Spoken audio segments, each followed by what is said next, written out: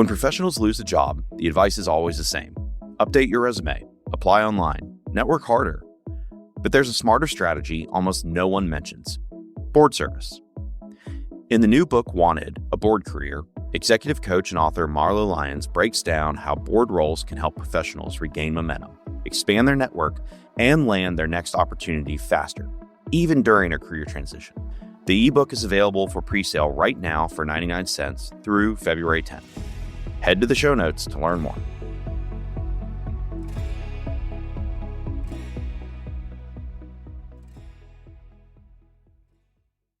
Generally, the skills that get us to where we are, right? That reliability, being the person that everybody can go to, being the problem solver, the mastery, the expert, that is going to be the same trap that can hold someone back from getting to this next level. Today's conversation is for anyone who feels like they're working harder than ever, but not actually moving forward. My guest today is Kristen Johnson, an executive coach who has had a front row seat inside organizations like PayPal, Google, Amazon, Sephora, Chase, and Cisco. And what makes Kristen so powerful is that she's seen leadership from every angle: what works, what burns people out, and what actually helps leaders level up. We talk about why so many middle managers are exhausted, why promotion isn't about doing more, and the mindset shift required to move from execution into real leadership. We also get into boundaries, burnout, and how intentionality is what creates sustainable career growth, not just the hustle. If you're ready to stop spinning, start leading, and truly level up your career, you're in the right place. Let's get into it with Kristen Johnson. Kristen, so excited to have you on Work Unscripted with all of your experience across all these companies. This is going to be such a rich conversation. Welcome. Thank you. It is such a pleasure to be here, and I'm so grateful for this opportunity to have this chat with you. Awesome. Well, I'm going to dive right in because I want to make sure people get the most out of this conversation, because you have seen it all with all of the companies that you've worked at. So I know you have seen leaders who are in pivotal career moments in their lives. They're trying to hit a new leadership milestone. They're trying to get promoted. They're trying to get to the next level of whatever that is for them. What can you explain to us the difference between the different levels of people in organizations and how that's seen from, just your vast knowledge, director, senior director, VP? Yes. And, that's a great question because it so varies organization to organization, country to country. Mm-hmm. But really, when we're thinking about this idea of middle management, what comes to mind to me is that layer between like the front line and that senior C-suite executive leadership. So that middle management, that might look like in the US, like a director, senior director. However, in some parts of Asia and even Europe, it's different. It's flipped. So the director roles are a higher level. They start out at associate VPs and then director and managing director into the C-suite. So it's a little bit different. So really focusing conversation around more of function and mindset than title. When you talk about function and mindset, what's the difference between like those levels then? Like what gets you from one level to the next level? Well, a typical answer might be strategy. We hear that all the time. Like, oh, you need to be more strategic in your thinking. And there are a couple mindset traps around that. But right now, I feel like that middle management is that bridge, right? They're getting the whole organization moving forward. They are more about maybe execution, right? Cross-functional alignment, where the VP's world is, or that higher level executive world, sits in shaping the future. So they are guiding like enterprise level decisions. They are resourcing. They are leading through ambiguity. I had a leader say this morning, like, I can't wait to get to that level where I can be in control of all the decisions. Not true though, like right? where they sit. Yeah. But that's not true. Even when you get higher, even CEOs report to a board. Exactly. So you're not in control of all the decisions, are you? No. So is that one of your mindset traps that you were talking about? Yes. So one of the biggest ones is, and it really can be a derailer, is when we think about the skills. Because generally the skills that get us to where we are, right, that reliability, being the person that everybody can go to, being the problem solver, the mastery, the expert, that is going to be the same trap that can hold someone back from getting to this next level. So what should they do? Like, then what do I do? Like, I'm in this level and I want to move up, but I don't have like the opportunity. Like, how do I create that opportunity to be able to do the bigger things? Well, being able to pull back the lens is the first part, right? As far as getting the mindset of more from like, how can I help my team deliver, to, okay, what has to exist so the team can deliver without my help? Like, are you building your bench? Are you putting systems and processes in place where they can operate without you? Are you creating models that they can make decisions without having to come run to you with every problem? Those are really big shifts in mindset, because a lot of people are holding on so tight because they're afraid they're going to lose their job. So they're not developing others who could, quote, work without them. Yeah. And unfortunately, that's so relevant in today's, what do I want to say, environment. Yeah. It's true. We're talking terrorists, we're talking political issues, we're talking economic hardships, we're talking, we're approaching end of year. There's a lot of layoffs. With that comes fear. With that fear becomes over control. And I'm seeing that happen a lot right now, is people are just wanting to release. But if you're not developing your team, and I have seen this as well, if you are not developing your team, that is the number one derailer, I think, for leaders who have teams. Absolutely. Absolutely. Another coaching conversation I was having with a VP, and it was prompted by me. He didn't know I was having this conversation with you today. He said, you know what I see as the largest career derailer? He's like, stop doing the things that get me here and start focusing on the people. And he coaches his directors to do that all the time. And he's like, it takes a while to shift that mindset. So how do you help people shift that mindset from stop doing, even though you have to get work done, to actually focusing on the people and developing others to be doing the doing? Mm-hmm. Mm-hmm. I think it comes to developing these rhythms, right? As far as it's like a flow. Okay, you set up the structure, you set up the communication protocols, you provide accountability, and then you have to pull back and let the team get into their own rhythm. Wow. So you're saying pull back, actually allow them to do their jobs, allow them to make mistakes, allow them to come to you when they need you. Exactly. I had a senior director who just started working with her, and this was last year. And her first discovery call was, my team can't execute without me. She had just been promoted into this role.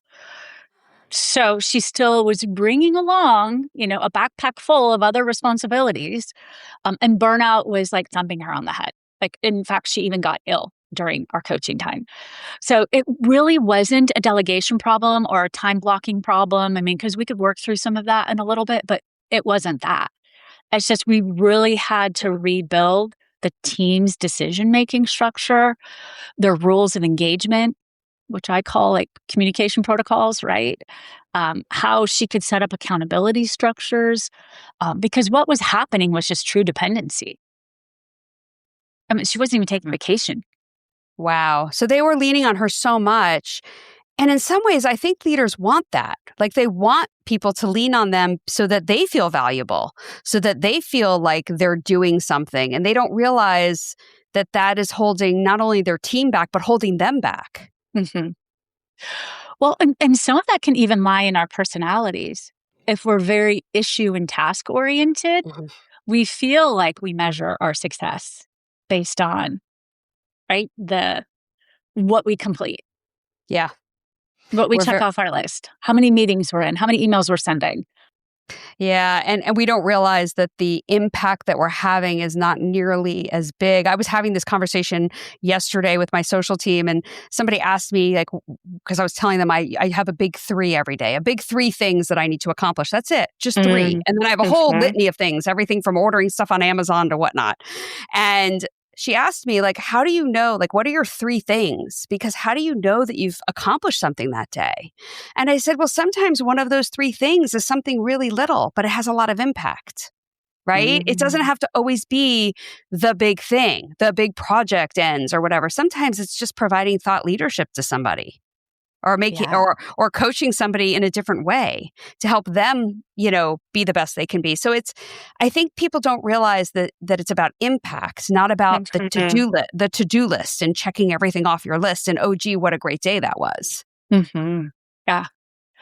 I had another vice president tell me recently that he thinks a lot about his leadership style and how he's showing up. So giving space, spending time. Where do I want to spend my time and effort? So back to your three things, thinking about it, like either the night before, teeing it up that morning. What's the one thing? Where do I want to spend my time and effort today to make the greatest impact? Because you really go from being the engine, the producer, to how can you become the architect? How can you design something? And that is about evolution. That's about not proving yourself and just checking off the list. That's evolving. So what happens when a leader is constantly trying to prove themselves, trying to be the person who's speaking in the meeting or speaking over their directs versus evolving into this bigger thing, right? I don't even know what to call it. What would you call it? Well, a bigger thing of what they're creating, more into like visioning instead of like being the one that's implementing the vision, being the designer of it. How much of that has to do with identity? Like, is that like how you see yourself? I just kind of wonder, like, if I see myself as the person who gets stuff done, which feels very early career, right? When you move to mid-career, you have the unique skill that you bring, right? And then, of course, later in career, you're talking about legacy and what you're helping your directs do and people under you. But that feels to me like an identity roadblock in some way, where they don't know who they are in this new role or in this higher role. Right. Because oftentimes we do cling to what we know because it's comfortable, right? And because we're used to being the expert in this little area, when actually the great leaders surround themselves by the experts because they don't need to know it all. They just need to have a great team of experts because the job becomes, how can we build the other experts around us? Yeah, so they should be doing less, technically speaking. Higher level, but less. Yes. Bigger thought leadership, but less.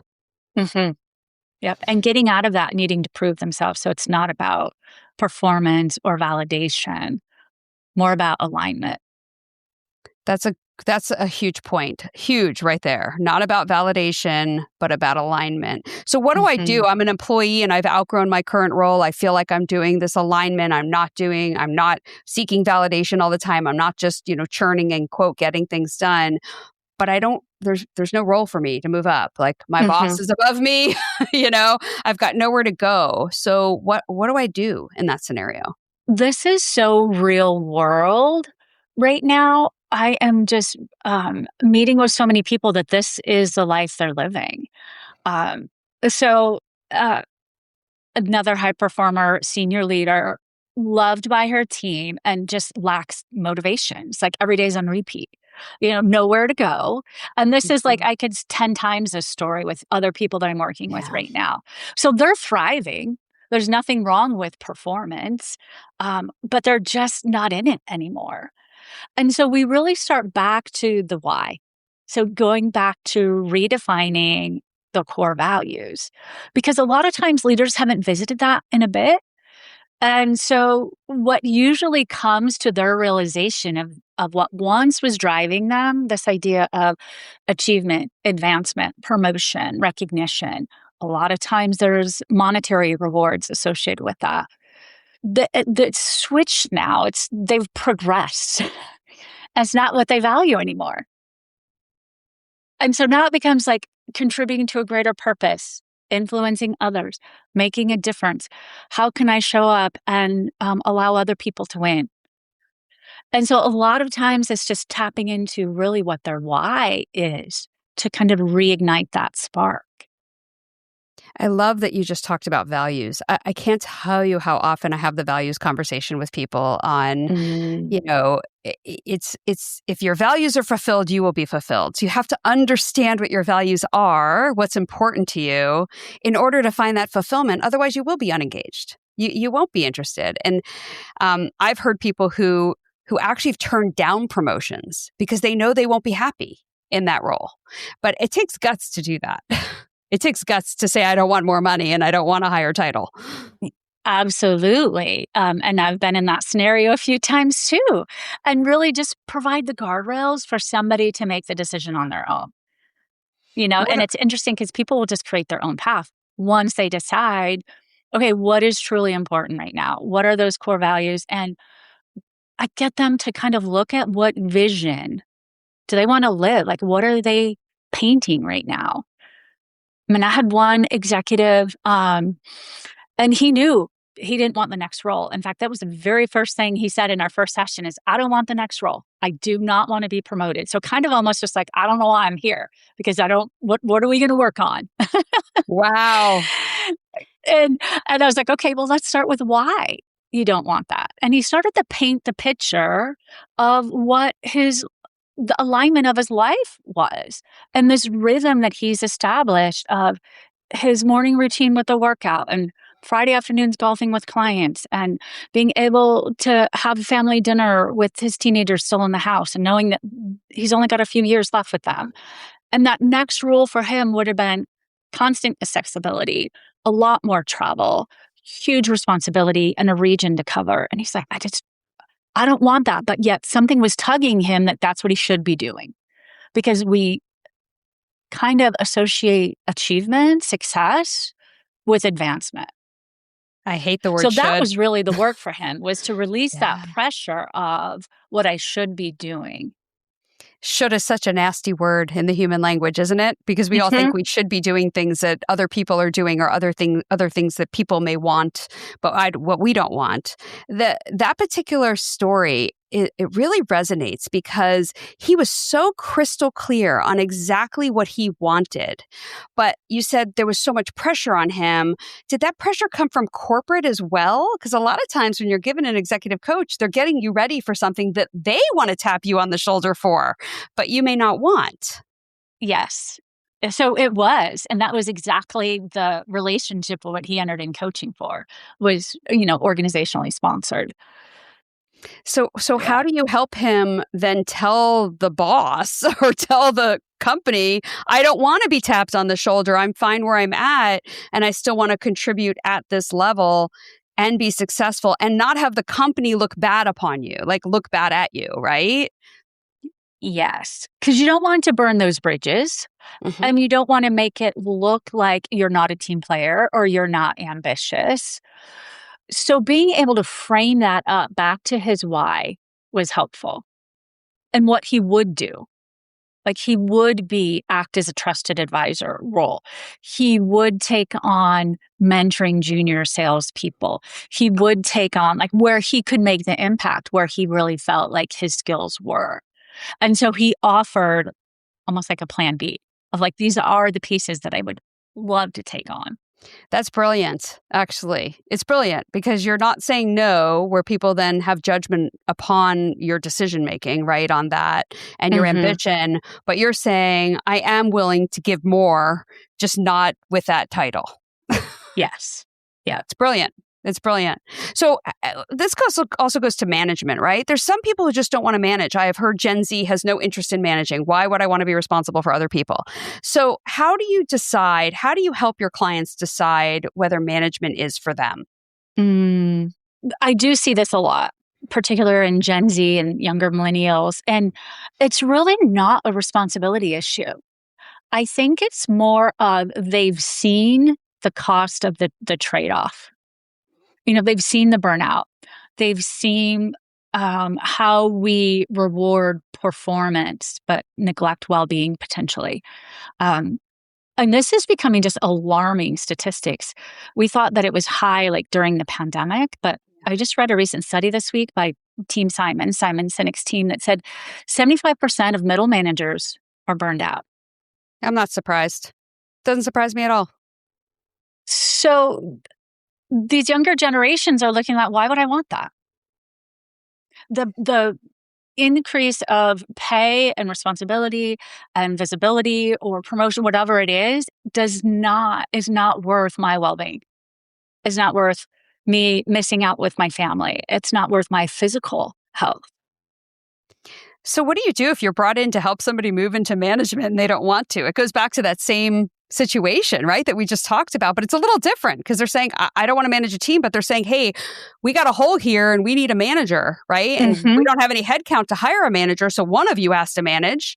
And they're looking at the person that they think is the best for that, right? And they want to move them into that because they need that because there's too many people reporting to the big guy. So what do you do with that when they're not willing to move into it?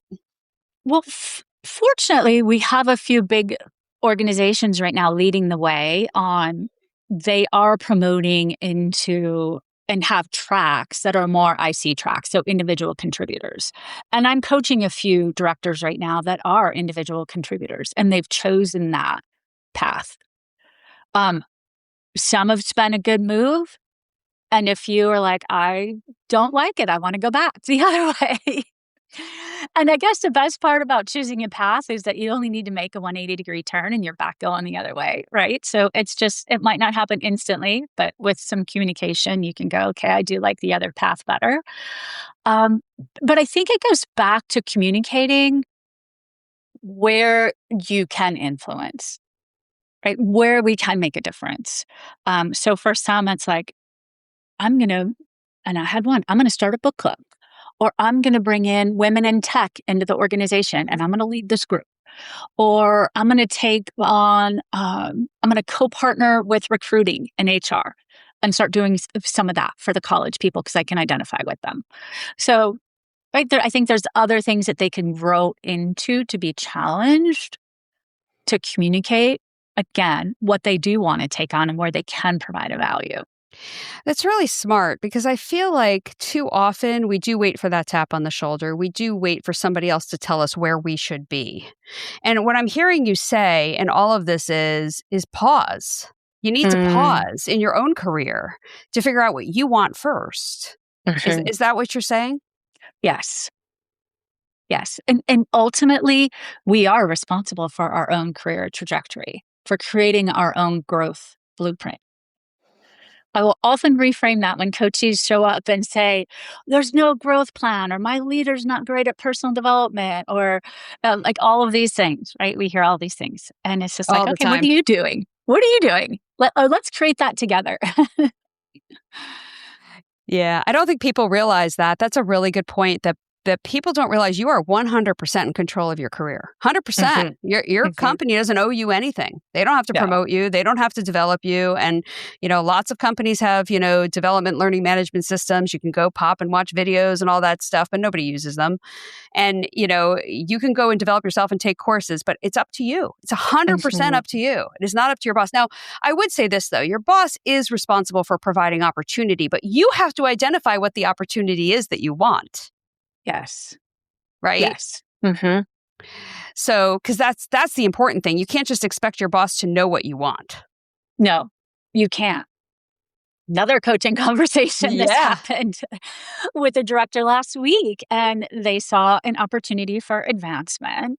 They went to their mentor to discuss it. How would I tee it up with the skip line to say I'm interested? The mentor's like, well, let me talk to them on your behalf since we have this working relationship. Okay, great. So act as a sponsor, went to that SVP. SVP had no idea.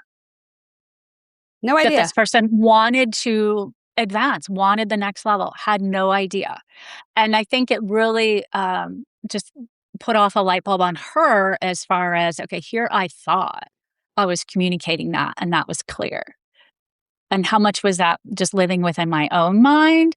Or how much was it making sure I advocated on my behalf to have those conversations of what I desire? Boy, you just hit the nail on the head there. I have seen that too many times where somebody expects to be promoted. They've done everything that their performance review from the last year showed that they should be doing. They've done everything. They've clicked all the boxes and they expect to be promoted, but they've never actually said anything to their manager. And then what happens? They don't get promoted and it turns into I'm being discriminated against. I'm being, harassed, whatever it is, it turns into. But it turns into something it shouldn't turn into simply because there was a lack of communication. How often do you see that? I see it a lot. I do see it a lot. And I recommend having those conversations quarterly because a year is too long to wait to the end of the year review. And then you express your interest in, hey, I want to be a leader. What does that look like? What do I need to do? Help me get there. Help me connect. What do I need to take on? Those need to be quarterly conversations. They really do. People need to really kind of lean in. And the problem is, I think you're right, though. You said everybody's burned out, right? Everybody's exhausted. So what do I do when I'm already exhausted and I'm doing so much? How can I possibly pause and think about what I need and what I want and how to move up? And I don't want to take on more work. Like, that's what I hear people saying. What do you say to that? Well, something has to shift for them to be able to focus on some of this development work. I mean, it goes back to just how we take care of ourselves personally. If we don't put on our oxygen mask first, we're not going to be good for anybody else around us. It's the same thing within work. We really have to protect our time, protect our energy, conduct an energy audit, have strong boundaries. So then we've got the energy to put forth some of this as far as what matters most. We might have to say no to some things. Yeah. If someone realizes they're in the wrong company or they're really frustrated right now, which we're hearing everywhere, people are frustrated.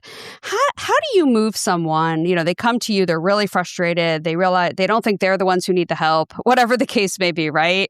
How do you shift someone from frustration to action for themselves? Yeah, it's happening right now. There's a lot of frustration. First, digging into the core root of that frustration, because frustration can act like a mirror. What is it trying to tell us? It's generally trying to tell us that we've got something in our core values kicking up against us. So back to that alignment. And then how can we fuel that energy? Because frustration is really good energy. How can we fuel that for action? What micro steps do we need to put into place to get them into action? And I think one of the biggest influencers in this can just be connection. And what I mean by that, I call it influence mapping. So who can we talk to? How can we get outside of our little bubble, our little lane, and either internally in the organization, cross-functionally start connecting with other peers, with other stakeholders? And it's just being interested. Hey, what are you doing? What are you facing right now? What's keeping you up at night? Right? What are you listening to and reading that's been impactful? And even just having those little conversations can make a huge shift in our mindset. Those are awesome questions because it gets you out of yourself for a minute and kind of creates not only the connection, but it just creates community in a way, in a place that you're so frustrated, but maybe helps lift you up a little bit in the work that you're doing. Yes. Yeah. So I actually have them start a notes file or a spreadsheet and start throwing names on it. And when you think of people, put it on. And then at the end of our session, they make a connection goal. Okay, how many people do you want to connect with per week or per month? Because I'm going to check in with you on that. Are you making your connections? Because we can get a lot of clarity from relationships too. And maybe even their connections outside of the organization. That can be part of the list as well. If they know wholeheartedly that they are not aligned in the organization and that's not going to change, it's taking time right now for some of these mid-level leaders and above to shift in the market. It could be 6 months to a year before they land somewhere different. So start having the conversations. Especially if you're like unfulfilled. Like if you're unfulfilled in your work and you don't know, you don't want to stay in this line of business, whatever you're in. Like if you're in, business strategy and you just don't like it, right? You don't want to move up in it. You don't want to do anything in that. Meeting other people in different areas might help you figure out what you want to do. In fact, I recommend that. I have a book, Wanted: A New Career. And in that, part of that is talking to people, because being a lawyer on TV is not the same as being a lawyer in reality. You've got to talk to other people to understand what their jobs are, because there might be something that's more aligned and more interesting to you. Yes. Go on a discovery journey. Yeah. And meet some good people along the way. Yeah, absolutely. I think one of the biggest things, though, if you are frustrated, is you don't want people to know you're frustrated. That happened to me. And I know it happens to others where I'm very authentic. So it's very hard for me to hide things. I'm not good at it. And so I think for that, like, what recommendations would you have for that? Like, how do you help leaders like manage that perception of them? Whether it's frustration or the fact that they're not moving fast enough, whatever it is, like how do you help them manage perception? Because that's a rough one. It is, especially for those that just are a little bit more emotional, or will say, "Oh, I wear my emotions on my sleeve." Right here. They wouldn't make good poker players, if you will. So how can we manage that? And I think we can manage that a little bit more with intentional words. And is it okay to say, "Hey, like this is frustrating for me because I highly value team collaboration and bringing the team along so they can fully understand and get clarity." And I feel like in this particular instance, we're not doing that. So can we go back to the big goal and see what other options we might have? So then that frustration becomes like people can actually see, "Oh, yeah, I understand now the why of you." That lands a lot differently than just showing up, "I'm not in agreement with this. We need to start over." Yeah, and I think that's really a smart way to handle it, because without that communication, you just get more and more frustrated, right? And you just wind up, spinning your wheels. And that's basically what you're saying is you're saying turn perception into a growth opportunity is what you're doing. Like whatever the gaps are, you're saying move them toward, like it's almost gamify it in a way, right? Yeah. Yeah. Because it's really not about the image. It's more about just this idea of intentional communication. Yeah. Tactical empathy. It's another word I use. Ooh, do tell. What is this tactical empathy? It's really just like, how can we connect first to that person, right? It might sound a little bit manipulative, but it's really not. It's like, how can you connect to that person and then get more curious so then you can learn more before you react and then you can respond. How does that fit in executive leadership today? What do you coach on that? Well, I think it fits with this idea of building trust, right? Because we have to be able to build trust within teams. When you have teams that trust you, they'll do anything you want them to do. Absolutely. They'll run through fire for you. So we have to be able to build trust. How we build trust is by caring, simply.